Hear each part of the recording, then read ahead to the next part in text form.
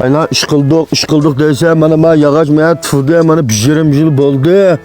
Absalamca bile eğitim dersten anlatsam burmoç yani gelip tuttum ha. Muş değil versen muş aki bahse etirsak kişinciler ma yato. Ağzı eli versek bola.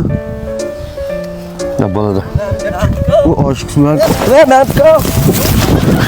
Ne Mertko? O ne boldu ha? Mertko. Ne boldu ha? Әдгерлікке, өгілікке 14-15 ісла ай еңшадық Улығбегінің машины колобыдайлық сылаған Шандондық Нұрмәмәтжанның тәреттінің ерімен кісі вәкінгі ечіліш мұрасымы. Aldırma. Ba. Ашыныңда айлыққа ұндын алдын тізімнат қадамлығы 5000 көйдің мүкапат бәкінгі. Ba. Аш 5000 көйдің бәң чықыр пәсілі. Тәректордың бірін алай. Ba. Ne deydi Aşk sana olap kaldı mı ya? Çek dağıtıydı onun kız. Яқшы чекінің маңы чықыр пәсін. Kim çıkırpır Mən da? tıkım çıqır alaydı.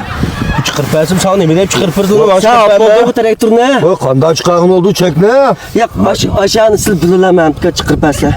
Sen çıkırpasın. Vay sağ çimendon çıqır pəgən dikim boldu. Aşk da bur koymak ya. Yap. Nime? Ay 5000 koyun mağ bir çıqır pəslə traktordan bir Oy alay. oğlum çıkın çıkağın olmaydı deş.